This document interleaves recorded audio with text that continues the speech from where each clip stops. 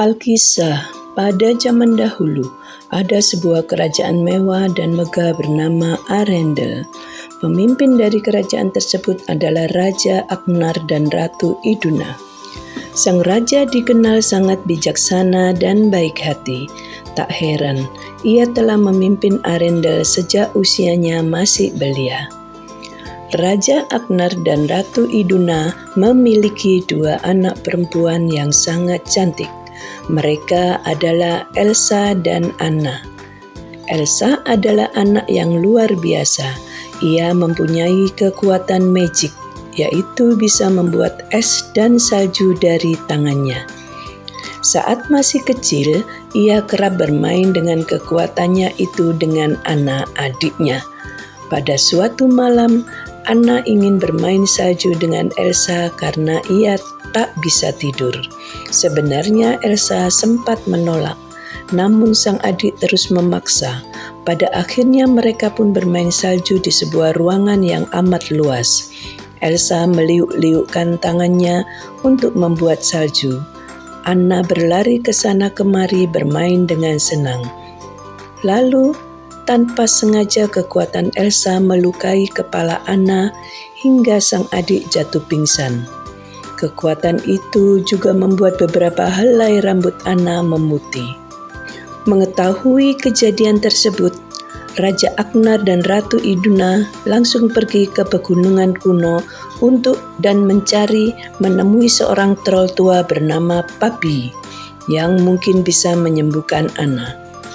Beruntung, Anna bisa selamat. Agar kejadian tersebut tak terulang kembali, Papi menghapus ingatan Anna tentang kekuatan Elsa. Papi juga mengingatkan Elsa agar ia belajar mengendalikan kekuatannya. Ketakutan akan menjadi musuh terbesarmu. Jangan takut dengan kekuatanmu, kamu pasti bisa mengendalikannya, ujar Papi. Sejak saat itu, Elsa menjadi sosok yang pendiam. Tak ada satu orang pun yang tahu tentang kekuatannya kecuali kedua orang tuanya. Ia juga menjauh dari adiknya, bukan karena tidak sayang. Ia hanya takut bila kekuatannya dapat melukai adiknya lagi. Ia selalu menyendiri di sebuah kamar. Setiap hari, Anna selalu mengetuk kamar kakaknya untuk mengajak bermain. Akan tetapi, Elsa tak pernah membukakan pintu. Meski tampak ketus dan tak peduli, sebenarnya Elsa menangis sendirian di kamar. Parahnya, jika sedang bersedih atau marah, apapun yang ia pegang akan berubah menjadi es batu. Sang ayah lalu memberikan Elsa sebuah sarung tangan. "Jangan takut, kamu pasti bisa menaklukkan kekuatanmu," ucap sang ayah sambil memeluk Elsa. "Tapi ayah, sampai kapan aku seperti ini?" tanyanya panik. "Tenang anakku, suatu saat nanti kamu pasti bisa mengendalikannya," ucap sang ayah. Ketika para putri beranjak remaja, raja dan ratu pergi berlayar.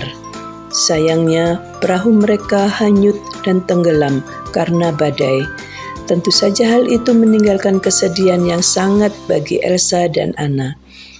Ditambah lagi Elsa tak sanggup menghadiri pemakaman kedua orang tuanya. Ia belum berani menunjukkan diri dan kekuatannya. Anna tak kalah sedihnya dengan sang kakak.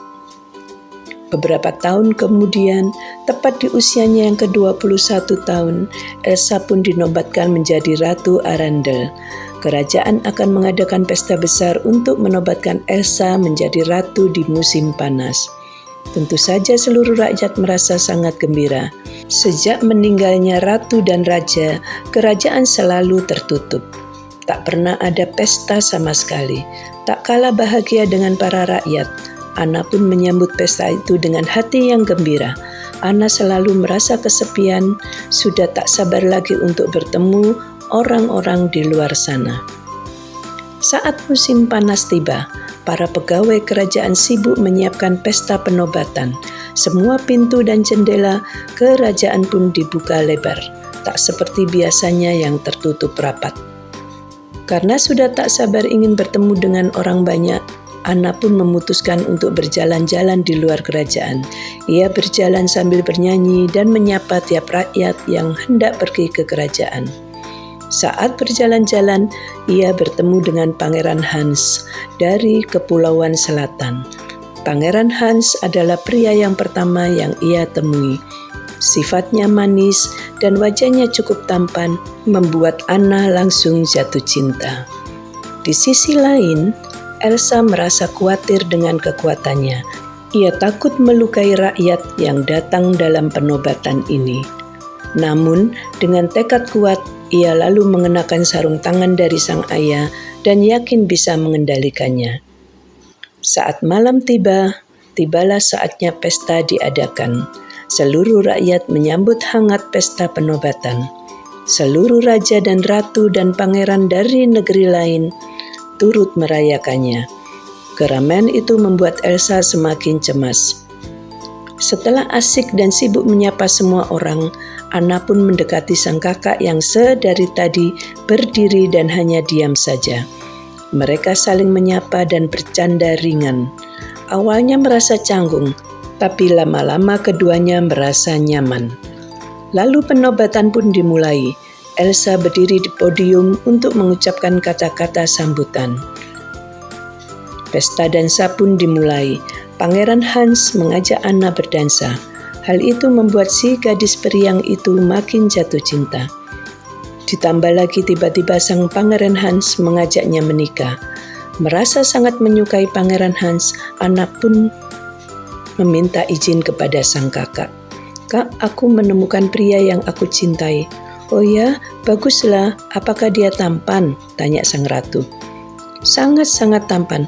Aku sangat menyukainya," ucap gadis itu, "dan aku ingin menikah dengannya." "Boleh kan aku menikah secepatnya?" tanya Anna. "Tentu saja." Elsa tak merestui hubungan itu. "Kau baru saja mengenalnya. Kenapa kamu ingin segera menikah dengannya? Kamu harus mengenalinya dulu," ucap sang kakak dengan bijak. "Tentu saja karena aku merasa kesepian. Kau meninggalkanku sendirian di kerajaan yang besar ini." Mereka terus berdebat, hingga akhirnya tanpa sengaja Anna menarik sarung tangan Elsa. Sang kakak yang sedang marah besar pun tak dapat mengendalikan kekuatannya. Dengan sekejap, ia mengubah kerajaan menjadi sedingin musim dingin. Padahal seharusnya cuaca hangat karena ini adalah musim gugur. Para rakyat terkejut dengan kemampuan Elsa, begitu pula dengan Anna. Tanpa sadar, Elsa berlari kencang meninggalkan kerajaan Arendel. Dengan kekuatannya itu, ia membuat kastil berupa es di Gunung Utara. Anna merasa bersalah dengan kakaknya. Ia ingin pergi ke Gunung Utara untuk mencari sang kakak. "Tolong jaga kerajaan Arendel selama aku pergi. Aku akan segera kembali bersama kakakku." Anna segera menunggangi kudanya dan pergi ke Gunung Utara. Ia sendiri sebenarnya tak tahu di mana letak gunung itu. Di tengah perjalanan, Anna bertemu dengan Kristof, seorang penjual es batu. Ia meminta lelaki itu untuk menemaninya ke Gunung Utara. Awalnya Kristof menolak. "Aku akan memberimu apapun yang kamu mau, asal kamu mau menemaniku ke sana," ucap Anna. "Aku tak butuh apa-apa, tapi kalau boleh minta, tolong belikan aku wortel untuk temanku Sven," ucap Kristof, sembari menunjukkan temannya si rusa. Anna lalu memberikan sekantong penuh wortel untuk Sven. Sembari menunggu Sven makan, Kristof bertanya kepada Anna terkait tujuannya datang ke Gunung Utara. Lalu Anna pun menceritakan kejadian malang yang menimpa Elsa. Setelah Sven selesai makan, mereka pun memulai perjalanan menuju Gunung Utara. Di tengah perjalanan, mereka bertemu dengan manusia salju bernama Olaf. "Hai, aku Olaf, dan aku sangat menyukai pelukan hangat," ucap Olaf. Manusia salju itu mengingatkan Anna pada kenangan masa kecilnya. "Oh, hai Olaf, apakah kau manusia salju buatan kakakku, Elsa?" tanya Anna. "Tentu saja, ia membangun kastil dari es di balik bukit tinggi ini. Jika ingin menemukannya, kau harus melewatinya," ucap Olaf. Dengan sekuat tenaga, Anna mencoba mendaki bukit itu. Ia lalu berhasil melewatinya dan terlihat sebuah kastil yang sangat megah. Ia bergegas menemui sang kakak. Anna membujuk Elsa untuk kembali ke kerajaan Arendelle. Ia percaya bahwa sang kakak bisa menghilangkan salju di kerajaan itu.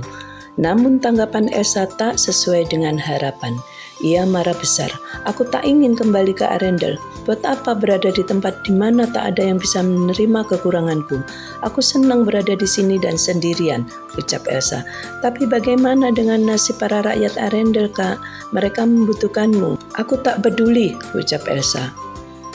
"Oh, ternyata kekuatanmu tak hanya membuat sekitarmu menjadi dingin, tapi juga dapat membekukan hatimu," ucap Anna dengan amarah memuncak. Tak terima dengan perkataan Anna, amarah Elsa memuncak. Tanpa sengaja Elsa melontarkan kekuatan tepat di hati Anna, yang membuat hati sang adik membeku dan membuat monster salju besar untuk mengusir Anna. Kristoff lalu membawa Anna kabur dari kastil es milik Elsa. Rambut Anna kian memutih dan tubuhnya semakin lemah. Kristoff lalu membawanya ke Pabi. Pabi berkata, "Anna hanya bisa sembuh dengan ciuman cinta sejatinya.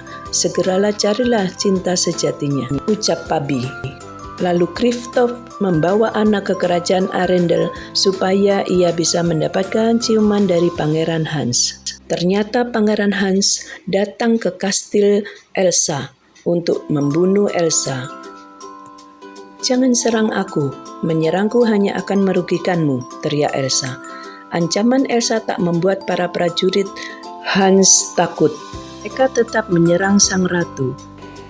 Seorang prajurit hampir saja menghunuskan sebuah anak panah ke dada Elsa. Dengan cepat Hans menghempaskan anak panah dan mengenai lampu kastil es. Lalu tepat jatuh di atas Elsa sehingga membuatnya pingsan. Hans membawanya kembali ke istana dan mengurungnya di dalam penjara. Di sisi lain, Anna yang terkapar di kamar mendapatkan pertolongan dari Olaf. Meskipun ia tahu akan meleleh, Olaf tetap menyalakan seluruh penghangat di kamar untuk menghangatkan Anna. Keadaan Anna sedikit membaik. Dengan sisa kekuatannya, ia berusaha bangun dan keluar dari kamar. Di saat bersamaan, Kristoff datang untuk menolong Anna. "Di mana kakakku, Kristoff? Aku ingin bertemu dengannya. Aku ingin menghentikan kekacauan ini," ucap Anna. Sementara itu di penjara, Elsa merasa kekuatannya semakin besar. Ia lalu menghancurkan besi-besi penjara sehingga bisa melarikan diri. Kekuatannya yang tak terkendali membuat kerajaan Arendelle berkabut. Hans segera mengetahui bahwa Elsa telah kabur. Lalu Hans berteriak dan mengatakan bahwa ia telah membunuh Anna. Elsa merasa sangat terpuruk dan sangat sedih. "Anna adalah keluargaku satu-satunya. Kenapa kau tega membunuhnya?" ucapnya sambil terduduk dan menangis. Hal tersebut membuat kabut es yang menyelubungi Arendelle menghilang. Saat kabut menghilang, Hans menggunakan kesempatan itu untuk membunuh Elsa. Ia hendak menghunuskan pedang dari punggung sang ratu. Anna melihat dengan jelas bila Hans hendak menghunuskan pedang ke tubuh kakaknya. Dengan sisa kekuatannya, Anna menghalangi Hans. Seketika itu pula, sekujur tubuh Anna membeku menjadi es. Pedang Hans patah saat pedang menghunus tepat di tubuh Anna yang membeku. Hal itu membuat pria licik itu jatuh pingsan. Elsa menangis sejadi-jadinya. Ia terus-terusan memeluk tubuh beku adiknya. "Maafkan aku, Anna. Tak seharusnya hal buruk ini menimpamu," ucapnya sambil menangis. Saat ia memeluk tubuh Anna, tiba-tiba saja es yang menyelimuti Anna mencair. Kristoff, Olaf, dan para rakyat Arendelle meyakini bila cinta sejati Elsa yang menghidupkan Anna kembali. Elsa lalu tersadar bila dengan cinta sejati ia bisa mengendalikan kekuatannya. Pada akhirnya Arendelle pun kembali hangat, musim panas kembali menyinari kerajaan itu. Untuk menyelamatkan si manusia salju lucu alias Olaf, Elsa membuat awan salju di atas kepalanya sehingga Olaf tak akan mencair. Elsa tak lagi menyendiri. Ia sudah berhasil mengendalikan kekuatannya. Kekuatannya itu tak akan lagi menjadi sesuatu yang menakutkan bagi dirinya. Ia kini menjadi Ratu Arendelle yang sangat kuat dan hebat, didampingi sang adik, Putri Anna.